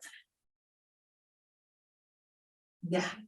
Primero, el comando. El comando es prtest coles. Prtest es para decir que estoy en el fondo haciendo un test de proporción. Coles, ¿cierto?, es la variable de interés que quiero realizar, en este caso el colesterol, ¿cierto?, elevado o no, coma, by, y entre paréntesis sexo, que es la variable comparativa. ¿Ya? Que en este caso eran los hombres y mujeres. ¿Ya? Importante, acá me entrega el promedio, error estándar, no desviación estándar, ojo, el Z, el valor P, intervalos de confianza. Acá me dice la cantidad de observaciones que hay en hombres, mujeres. ¿Ya? Las mujeres son casi el doble que los hombres. Acá es el promedio de solo de los hombres, solo de las mujeres. Bueno, disculpen, acá habla promedio porque está viendo todos los unos, pero en el fondo acá el 28,9%, ¿cierto? Que fueron las estimaciones que habíamos buscado antes de la proporción de colesterol elevado en hombres, el 34,37% en mujeres. Esta es la diferencia en la resta entre estos dos valores, ¿ya? Y luego, acá H0 es que esta diferencia es igual a 0. O sea, en el fondo estoy diciendo que la proporción de hombres es igual a la de mujeres, ¿cierto? Ese H0. Y ponen las tres hipótesis alternativas, como les indicaba. Que sea menor a 0, este símbolo es distinto a 0 o mayor a 0. En nuestro caso, ¿cierto? Nuestra hipótesis alternativa lo que indicaba no era diferencia. Entonces, esta no es. Queríamos ver si las mujeres eran más elevadas que los hombres. Entonces tengo que buscar si es el de la izquierda o si es el de la derecha. ¿Ya? Como el DIF está en este orden, hombre menos mujeres, ¿cuál sería entonces el adecuado? Sería esta hipótesis de acá de la izquierda, ¿cierto? Porque ahí tendríamos que la proporción de hombres es menor que la proporción de mujeres. ¿Ya? Y este entonces es el valor P que debo mirar, que es 0,02. Entonces, como este valor es menor a 0,05, rechazo H0. Entonces, puedo decir que hay evidencia en la muestra, porque todo está basado en la muestra, ¿cierto? Para rechazar H0. Entonces, ¿cuál es mi conclusión?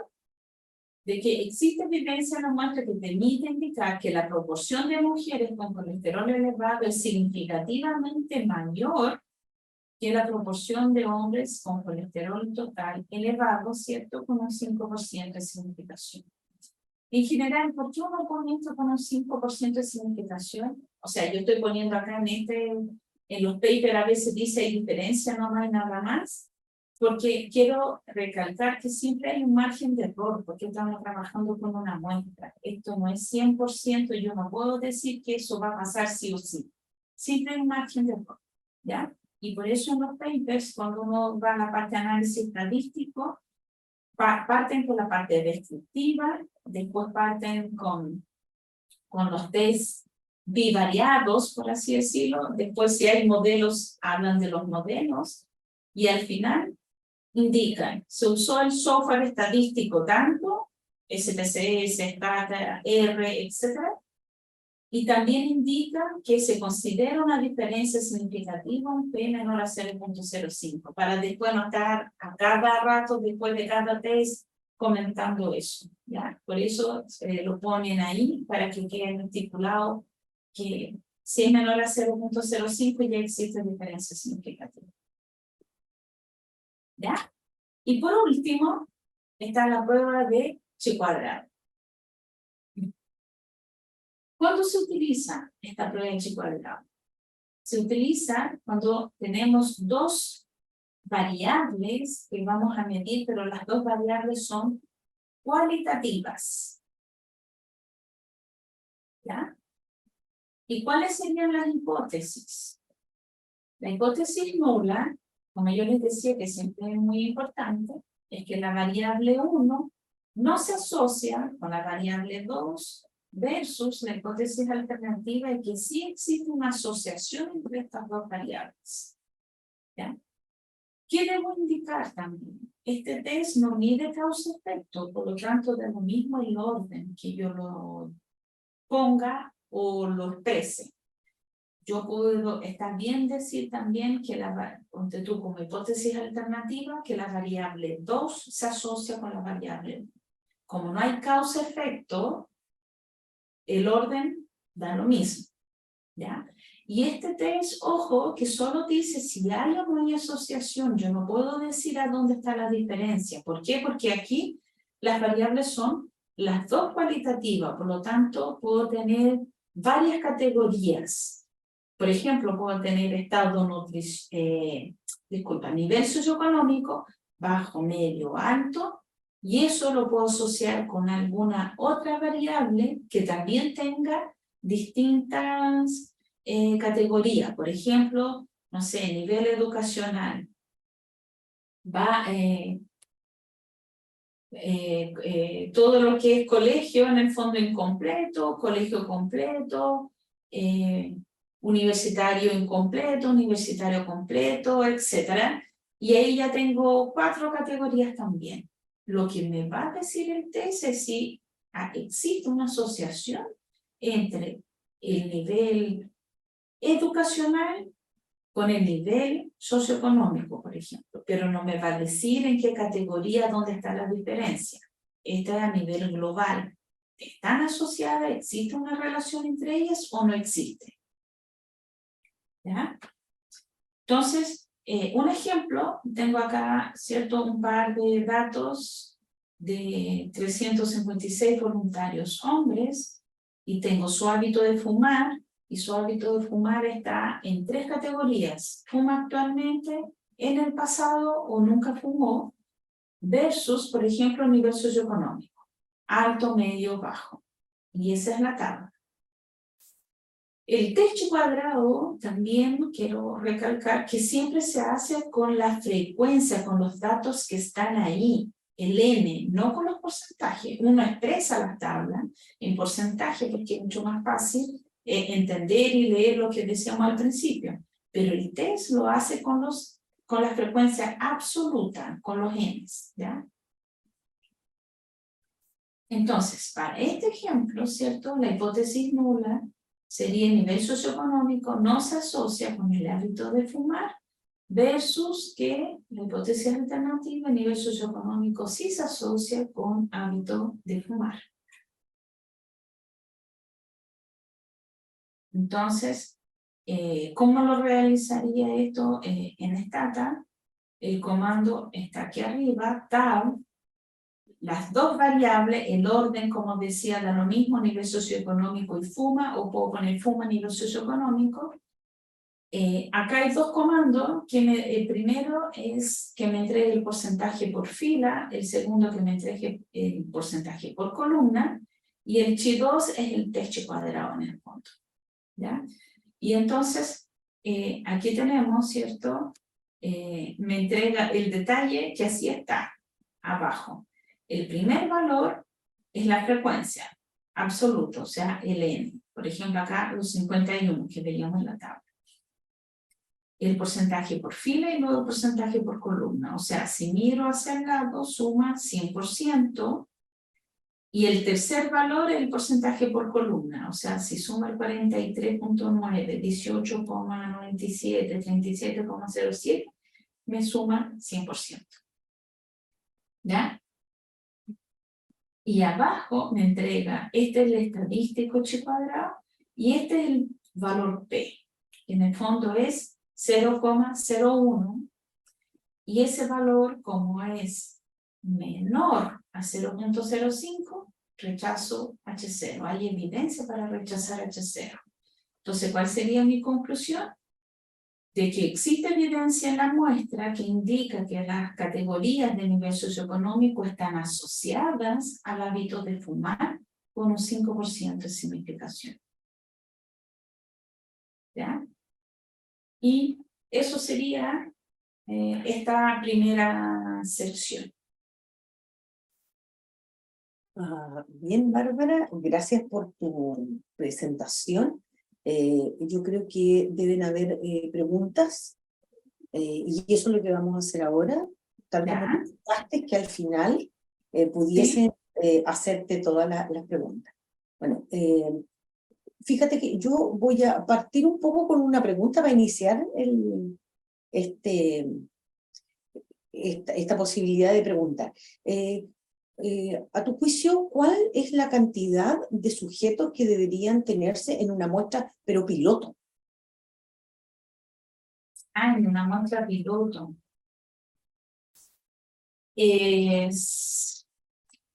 Si quiero, sí, con un estudio, su cuestionario, lo que quiero aplicar, como piloto para tener una referencia, más o menos 15, 20 sujetos. Porcentualmente ayuda más, Bárbara. ¿Cuál es el porcentaje ideal? Porque una cosa es la muestra total, la población, pero para la muestra piloto, para asegurarse que los instrumentos que voy a utilizar realmente están depurados como se necesitan para la utilización de la muestra definitiva. En porcentaje, ¿cuánto más o menos es lo ideal de utilizar en sujetos de estudio? Ya. Yo diría un 10%, un 15% por ahí, ya uno puede tener un estudio piloto para tener una idea de los valores o lo que uno está midiendo. Y también ver ahí, porque lo que pasa, justo antes de pandemia tuve la oportunidad de en un proyecto ir a terreno y es distinto, o sea, ahí me decían las personas con las que investigo, cuando yo a veces preguntaba, este dato no me está algo raro, pasa esto, yo ahí vi las complicaciones en vivo y directo, digámoslo así. Y sí, en la práctica a veces muchas cosas son las teorías y lo que a uno le gustaría, en la práctica cuesta mucho. Entonces, siento que con ese porcentaje uno pudiera ir también viendo las dificultades que hay, que muchas veces uno no las tiene tan presentes. No sé, pues desde el permiso que no llegó de vuelta. Por ejemplo, yo ahí era en el colegio, que lo que más he trabajado así en proyectos, o a donde fui en forma presencial, era en un colegio. Entonces, habíamos que entregar a los papás el consentimiento informado y después teníamos que esperar, por supuesto, el regreso firmado y ahí recién podíamos, ¿cierto?, realizar el trabajo o el cuestionario o preguntar a los niños.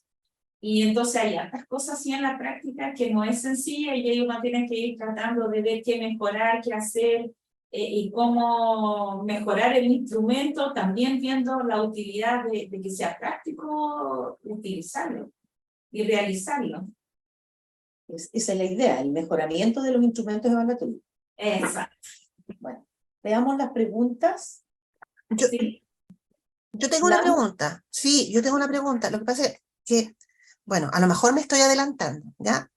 Pero, porque cuando estamos viendo pruebas de hipótesis, Sí. Y comparamos, por ejemplo, dos grupos, claro, ocupamos esto, pero, ¿cómo hacemos las pruebas porque primero deberíamos hacer pruebas de normalidad, ¿ya? Sí. Y ver, me estoy adelantando probablemente, ¿ya? El tema de la homoceasticidad, ese es un tema, ¿ya?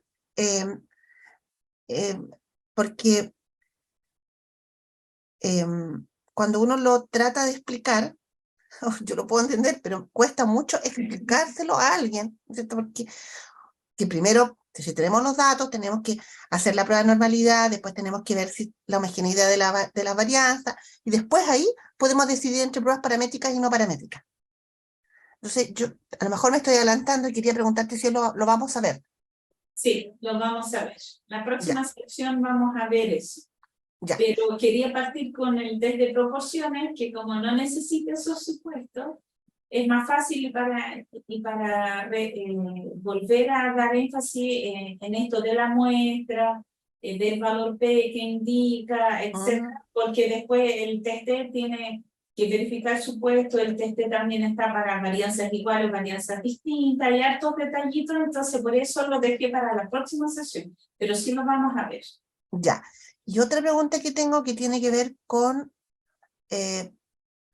las muestras, porque generalmente, que es un error que se incurre cuando se calcula el tamaño de la muestra, ¿verdad? Usando una fórmula para determinar si la muestra es aleatoria, pero después los sujetos no son elegidos aleatoriamente. No sé si me explico. Sí. ¿Ya?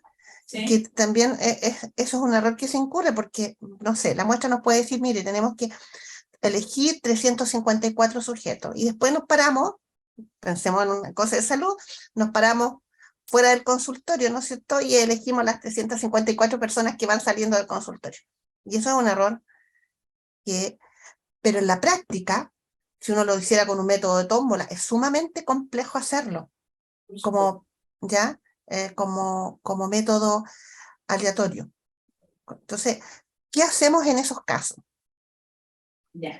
¿Me entiendes? No sé si me estoy explicando bien. Sí, sí, se explica súper bien. Ya. Y es algo que pasa muy a menudo, bastante.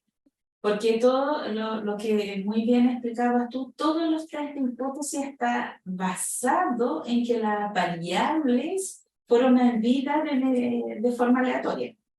O sea, cualquier test de estos test de hipótesis que vamos a ver, es lo primero, el primer supuesto, ¿ya? Y por supuesto que no siempre es fácil, en la práctica no siempre uno lo puede hacer. Lo que yo sugiero ahí, más que tómbola, por ejemplo, si uno está fuera del consultorio, ya voy a elegir acá, no sé, pues 4 personas que salen, para que no sea solo las primeras. Entonces voy contando, pasó 1, 2, 3, la cuarta, la paro y le pregunto, oye, ¿le gustaría? Estamos haciendo un estudio, ya después la octava y así sucesivamente hasta completar el N. Una forma para que sea un poquito más aleatorio y no sea solo las primeras, ¿ya?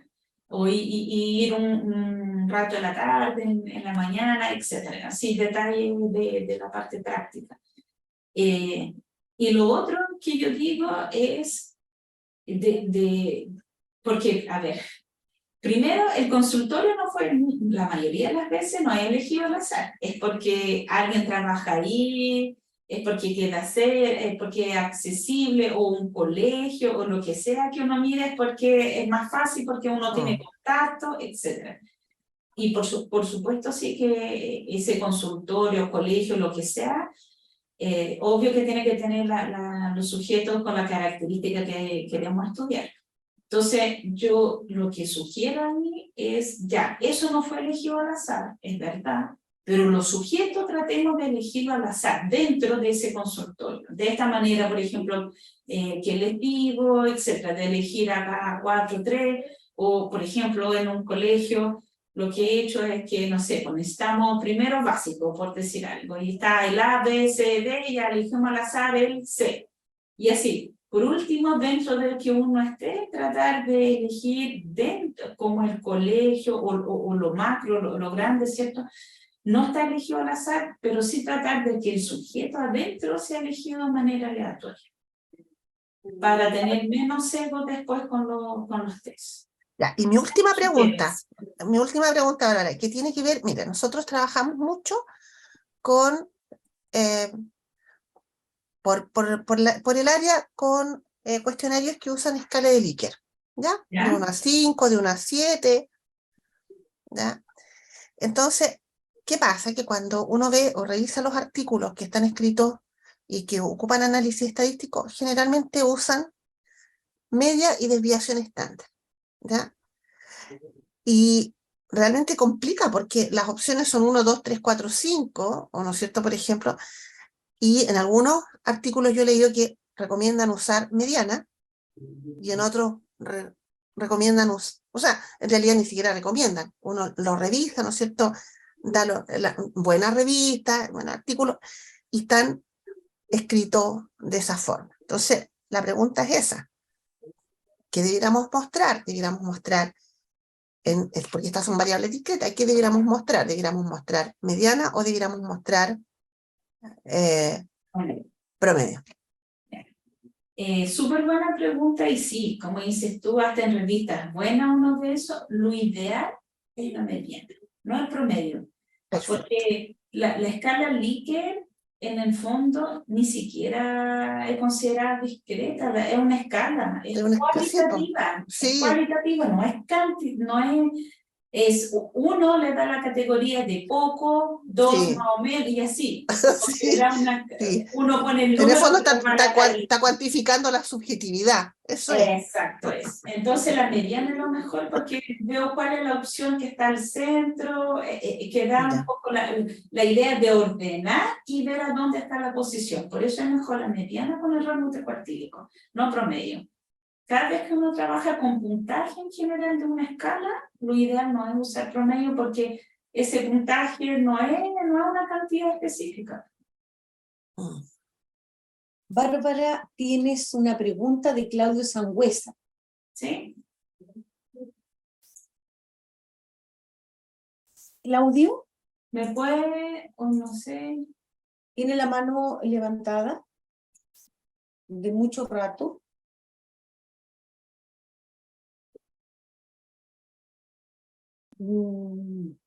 Claudio. No. Bien, no sé, no está. ¿Hay alguna otra pregunta que quieran hacerle a nuestra relatora? ¿O quedó todo muy claro? Sí, Carlos Salazar tiene una pregunta. Sí, hola, Hola. muy buenos días todavía. Muchas gracias, Bárbara, por tu presentación. De verdad que muy clarita, muy clarita. Así Gracias. que se agradece mucho eso, ese, para uno, ¿cierto? Para comprender estos temas. Mi pregunta está relacionada con lo que preguntó la profesora Nancy, que uno sabe, ¿cierto?, que las escalas tipo Likert se asemejan a, y que uno las toma, ¿cierto?, y hace análisis, ¿cierto? Y debo reconocer que la mayoría de las veces que yo por lo menos he trabajado, saco promedio, no he sacado la mediana. Ya. Entonces, ¿cuándo ocupo el promedio?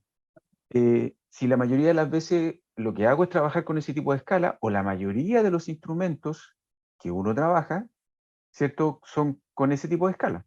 Ahora yo saltaría mi pregunta a lo cualitativo, pero puede que ese no sea el caso en este momento, porque uno siempre, cuando lee o estudia, pareciera ser que lo cualitativo es lo que a uno le puede permitir recoger mucho más información, pero también uno sabe que es mucho más laborioso.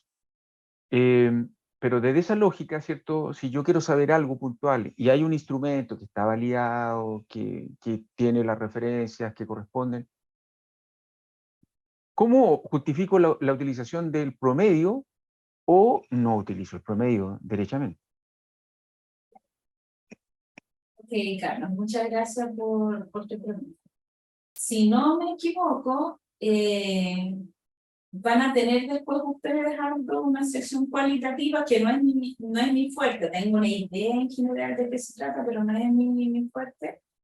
Y por supuesto, y yo siento que es súper relevante también la parte cualitativa. Yo tengo muchos colegas que a veces lo miran en menos, pero yo encuentro que cada vez ahora le está dando más relevancia. Por ejemplo, hacer los focus grupos, distintas cosas, pero creo que van a apuntar a cosas de ese distintas. En ese sentido, si yo quiero cuantificar y ver algo, por supuesto que tiene que ser algo más bien cuantitativo. Pero si quiero saber por qué pasa algo que me llama la atención, hay que indagar más, y ahí sí que tiene que ir, es relevante la parte cualitativa, y es importante revisarla y ver los detalles. Se miden cosas distintas, se preguntan de manera muchas veces distintas, son otras cosas, pero yo siento que van muy de la mano ambas, y que sí tiene que es muy bueno. Y sobre tu pregunta específica, como les digo, lo ideal o desde el punto de vista estadístico, porque hasta a mí me ha pasado que de repente he hecho algo y pongo mediana y los referees de la revista me piden que lo muestre en promedio.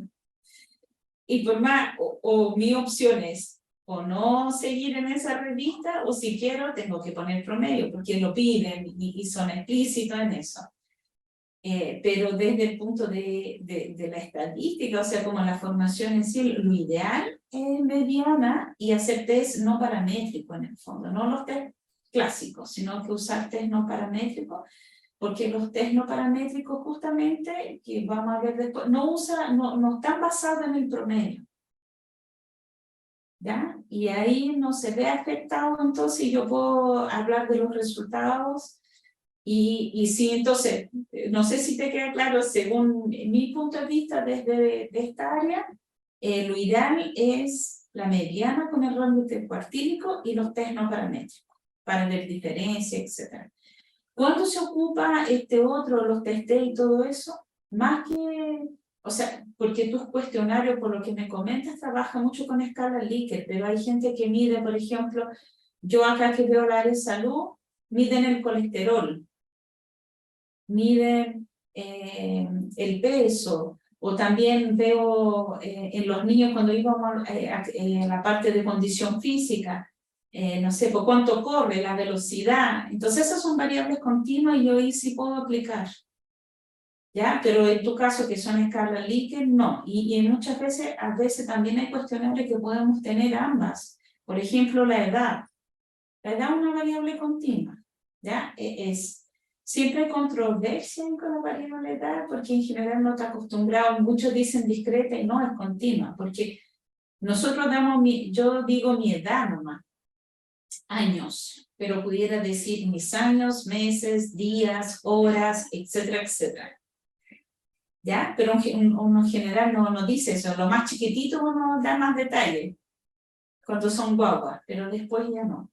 ¿Ya? Y ahí a lo mejor pudiera tener un par de variables más cuánticas que podía usar el promedio, pero en general las escalas de Likert deberíamos uno expresar con mediana y rango de cuartil. Sí, a uno se le genera una confusión para los que no somos estadísticos o no tenemos tanta profundidad en el tema, porque, por ejemplo, a mí me hace mucho sentido lo que tú estás diciendo, pero también me confunde, justamente por esto de la distribución, si es una distribución normal o no lo es.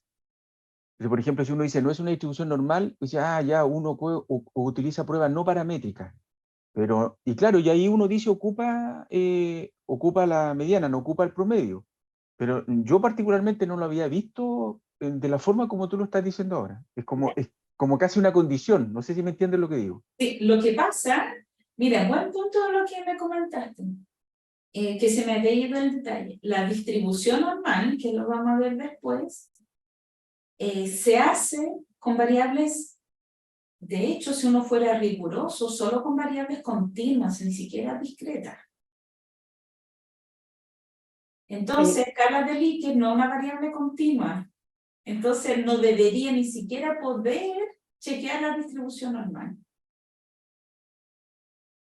Bárbara, ¿Sí? mira, tienes una consulta de Nivaldo Benavides, ¿Ya? pero también en el chat hay hay un detalle no menor que tiene que ver con que la necesidad de aclarar validez y su diferencia con confiabilidad. Por favor. Ya. Primero la consulta de Nivaldo, que está con la manito levantada. Bueno, ya.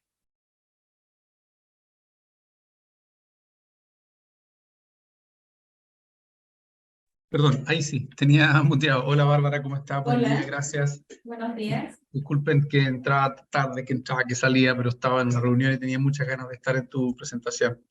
En fin, mira, nosotros eminentemente hacemos trabajo más asociado a lo cualitativo. Ya tenemos algunos trabajos, cada investigación, revista, yo diría desde Q1 hasta algunas más pequeñitas por ahí. Pero de a poquito, ¿no es cierto? Hay personas que se están metiendo más en lo cuantitativo y hay siempre la mirada en que desde la perspectiva, a propósito de lo que tú planteas de las escalas Likert, tipo Likert, nosotros se trabaja mucho los temas, ¿no es cierto? Obviamente la mediana, la moda, en fin.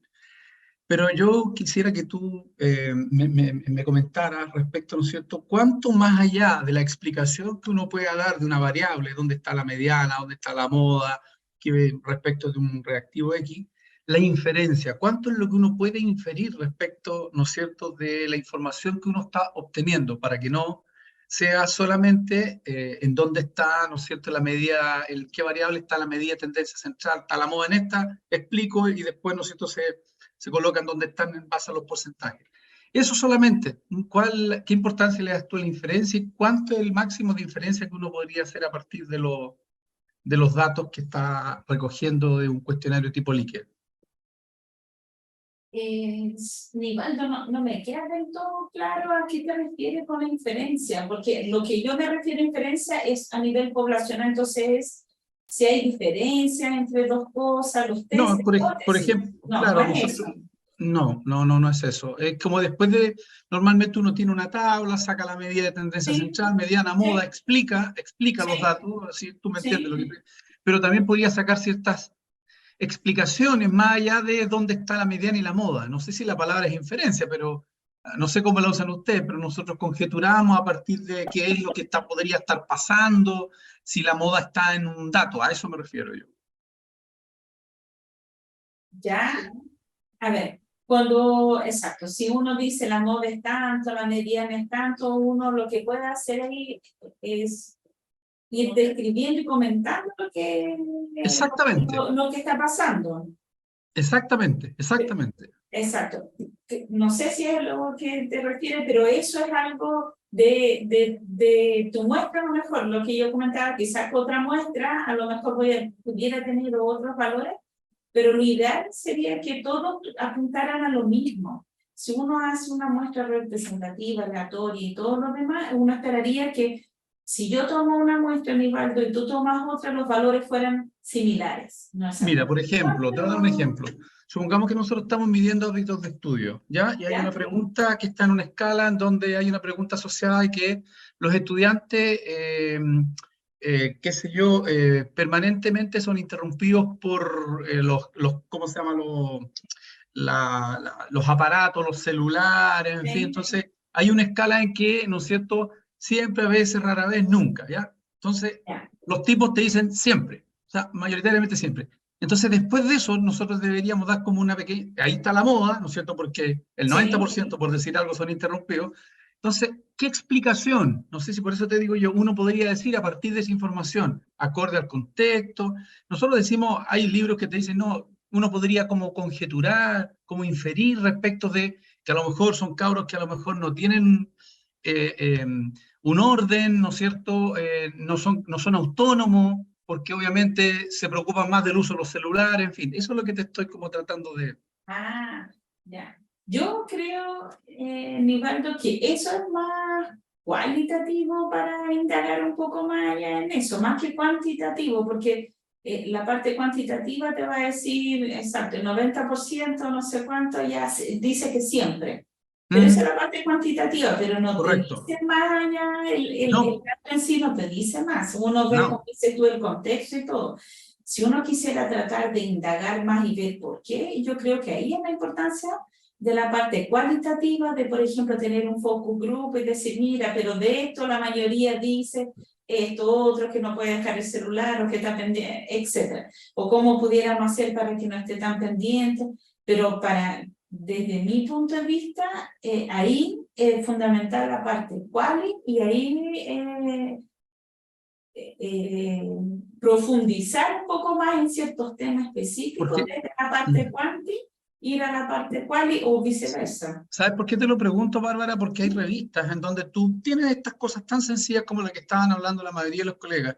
Es donde, ¿no es cierto?, tienen un cuestionario tipo Likert, lo aplican y hacen preguntas y tienen, ¿no es cierto?, la moda, la mediana, explican dónde está la mediana, la moda, ¿no es cierto?, y después levantan una cierta, no sé si el concepto, cierta conjetura respecto a se podría explicar que a lo mejor estos profesores, por ejemplo, si están usando metodología, qué sé yo, tú le hacías una pregunta, no sé si los profesores están usando hoy día permanentemente los recursos digitales de aprendizaje, siempre, ahora ya siempre.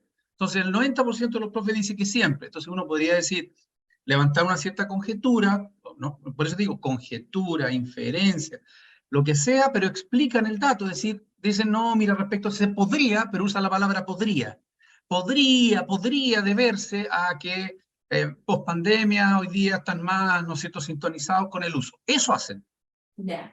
Pero Y no eso, es cualitativo, no.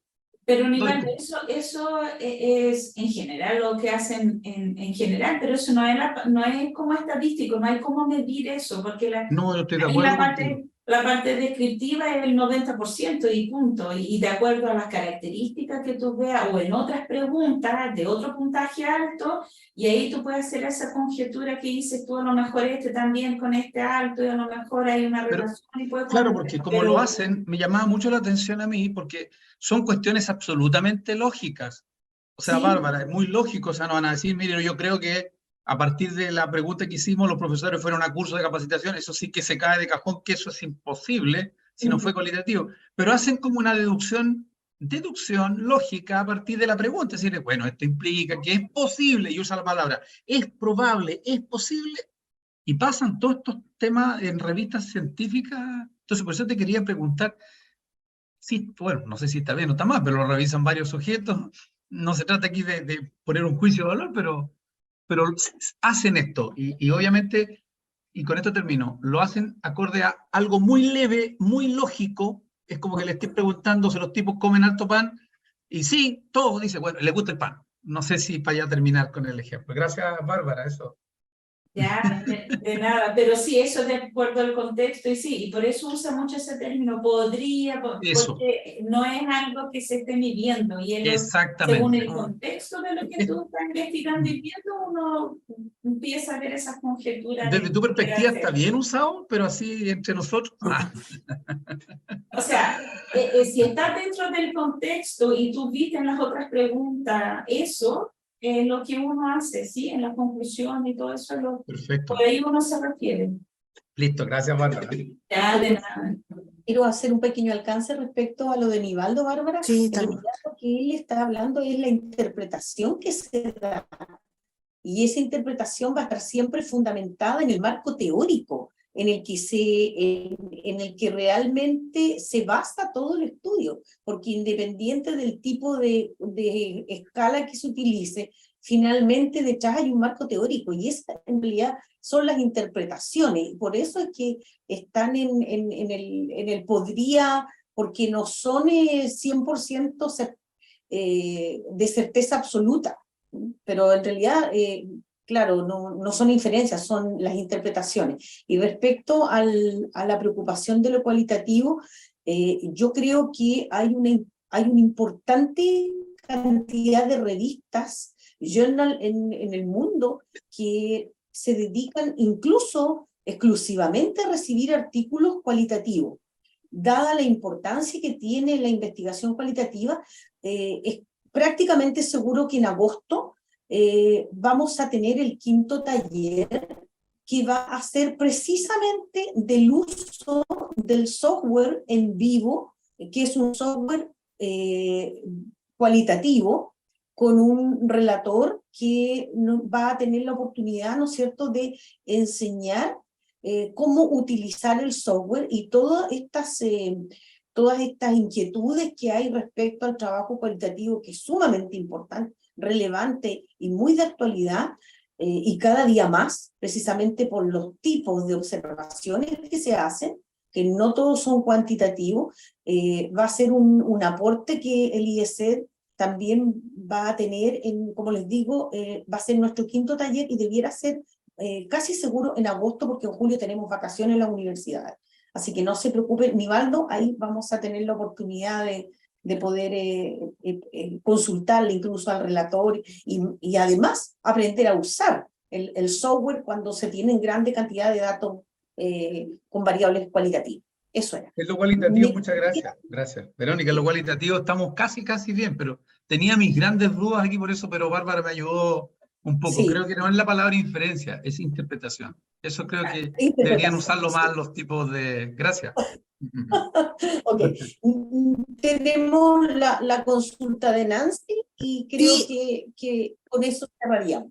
No, y en realidad era también una aclaración un poco para Nivaldo, porque, claro, bien lo señaló Verónica, cuando uno a partir de datos cualitativos hace dice, mire, esto se da una posible explicación, pero esa posible explicación está basada en la revisión del marco teórico y en el estado del arte también, y en el estado del arte uno puede encontrar estudios cuantitativos y cualitativos. Entonces, por ejemplo, en el tema del uso de los celulares, uno podría decir, mire, en realidad esto se debe a que está demostrado en el estudio tanto, ¿no es cierto? Y eso uno podría darse así explicación. Ahora, en ese mismo ejemplo que tú te das, Nivaldo, del uso del celular, uno hace inferencia, y a lo mejor aquí, si yo, por ejemplo, señalo que el tiempo que ocupan los celulares, hombres y mujeres dentro de la sala de clase, es similar o es diferente. Y ahí podría comparar dos grupos. Fíjate, comparo el sexo con el uso, y ahí tengo dos variables que podría comparar con una TED-Student, ¿no es cierto?, con una de Udemy, no sé, ahí tendríamos que ver o eso. con un Y ahí mismo programa, puedo, el mismo ese, me disculpa, con el mismo, establezco Claro, con establezco una hipótesis. el mismo programa SPSS o con un mismo Excel, tú puedes hacer, ¿no es cierto?, un filtro desde hombre-mujeres, la variable hombre-mujer, y después revisas, ¿no es cierto?, la Me información. puedo establecer una hipótesis y puedo Mm. señalar que el tiempo, ¿por qué? Porque en el estado del arte encontré, y en el marco teórico, que las mujeres ocupan menos el celular que los hombres, o al revés. Mm. Y puedo plantear esa hipótesis. Y ahí estoy haciendo inferencia. O que hay alguna relación o asociación entre el uso del celular y la edad a lo mejor de los jóvenes, por ejemplo. Así Yo es. quería saber cuál es el máximo que se le puede sacar la información a propósito de lo que decía Carlos, que usaba mucho el promedio, nosotros estamos usando las medidas de tendencia central. ¿Cuál es el máximo de información que uno le podría sacar al uso solamente de estas medidas sencillas, que es la mediana, la moda, el promedio, en fin? Pero creo que está bastante claro. Gracias. Gracias, Nivaldo.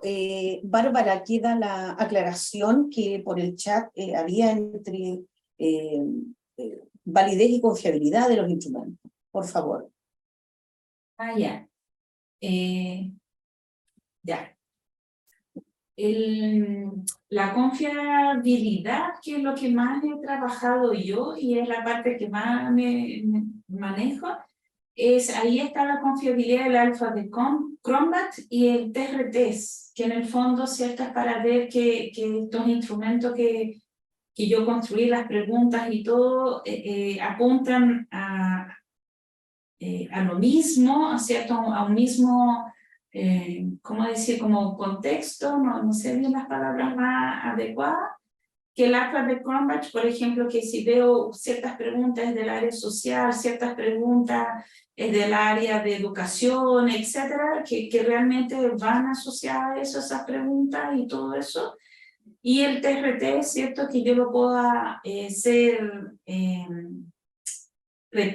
se replique, ¿cierto?, que yo lo mire en un periodo de tiempo, luego lo mido de nuevo y que, ¿cierto?, voy a obtener más o menos las mismas respuestas y no que las personas se cambien de las alternativas. Y lo otro, la validez, es un poco la parte de cómo ir construyendo el cuestionario, por ejemplo, con expertos, el lenguaje, como distintas cosas, el que lee lo entiende, lo está entendiendo lo mismo que tú, etc. Bárbara, pero la enorme importancia de la validez supera incluso la confiabilidad, porque resulta que si un instrumento no mide lo que dice que mide, Eso. independiente que después sean estables las mediciones, que es lo que me da la confiabilidad, si no tiene validez el instrumento no sirve. Exactamente. Y todo lo que vaya a los bueno, datos de confiabilidad tampoco me sirve. O sea, la validez del instrumento es lejos Es lo más la importante. importante. Porque tal como, además la definición es muy simple, que mida lo que dice que mide. Sí. Claro, si yo quiero medir el colesterol y no estoy midiendo el colesterol, ¿qué importa si después es estable la medición respecto a lo que supuestamente era colesterol? Entonces, por eso es que la validez es tan importante. Ahora, los tipos de validez, eso es otra cosa, pero con a los que uno puede recurrir, si es nivel validez de contenido, lo va a hacer por juicio de pares, expertos en un tema, si lo va a hacer a través del constructo, si lo va a hacer, es decir, a través de criterios, si es concurrente, pero lo más importante es primero la validez. Y cuando el instrumento no tiene validez, la confiabilidad no tiene sentido. Ahora, Sí, cuando tengo la validez, si no logro tener la confiabilidad, bueno, ahí es otra cosa, porque entonces esos 12 parámetros no se estarían cumpliendo, la investigación carece de todo valor científico.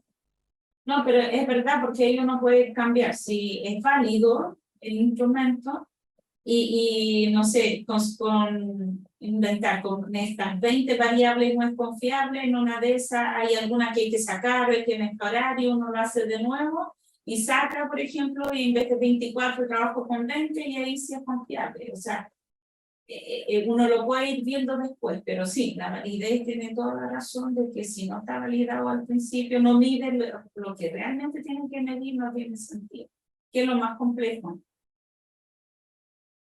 Sí, Principalmente de las cosas, siento yo que hay muchas variables desde el punto de vista social que son muy difíciles de medir. Yo encuentro que es complejo, no es fácil. Oscar Guerrero quiere hacer una pregunta. Sí, hola, buenos días. Hola, buenos días. Bueno, primero agradecer y felicitar a la profesora Bárbara por la exposición. La pregunta mía es muy concreta. Para el diseño de un instrumento que tiene que ver un poco con, y por eso se hace inferencia, porque parto de una muestra para inferir lo que sucede a nivel poblacional. Entonces, el método que estoy utilizando para la investigación cuantitativa, pues hipotético deductivo, o sea, parto de una muestra para poder inferir cosas. En cambio, quizá la investigación cualitativa hace lo contrario, es decir, hace parte del dato para después teorizar. Entonces, quizá las posturas epistemológicas de ambos métodos son totalmente distintos. Y por eso pues se intenta hacer una combinación, está mal dicha la palabra, pero intentar un poco mezclar los dos métodos y salen los métodos mixtos para poder responder preguntas que de uno u otro lado se dejan de responder. Quizá hay esa complementariedad de métodos es muy interesante. Pero la pregunta mía tiene que ver con cuando yo estoy diseñando un instrumento y hago ya la validez, puede ser, por ejemplo, a través de juicio de expertos, luego paso a hacer la confiabilidad. La pregunta es, ¿yo puedo aplicarle a la muestra sin pasar por la prueba piloto, sino aplicarle a la muestra de una vez ese instrumento y calcularle directamente a la muestra la confiabilidad? ¿Puedo hacer eso directamente o tengo que buscar un grupo piloto, aplicarle la prueba, calcular la confiabilidad y luego sí aplicarle a la muestra la prueba? Esa es la pregunta. Ok. Muchas gracias. Estoy totalmente de acuerdo contigo que los modelos mixtos son lo mejor en el sentido que abarquen ambos, porque cada uno tiene su expertise, su enfoque, y que son complementarios. Y sobre tu pregunta específica, por lo general lo que uno hace es piloto, pero ¿en qué sentido? Porque para ir viendo cómo va, qué resultados va obteniendo, por esto mismo que comentaba, de que si tengo 20 preguntas y hay una que no me aporta nada, y si ya veo con una muestra piloto, a lo mejor hay que sacarla o hay que mejorarla. Entonces, si tú ya haces tu muestra definitiva, y después con qué lo vas a comparar, además, lo ideal es hacer en una muestra también pequeña y después ya, en esta muestra grande, obtengo más o menos lo mismo, me apunta a lo mismo para decir que realmente es confiable. Entonces, por eso en general uno primero hace una muestra piloto. Ok, muchas gracias. Ya, de nada. Bien, como no hay más preguntas, vamos a quedar hasta aquí.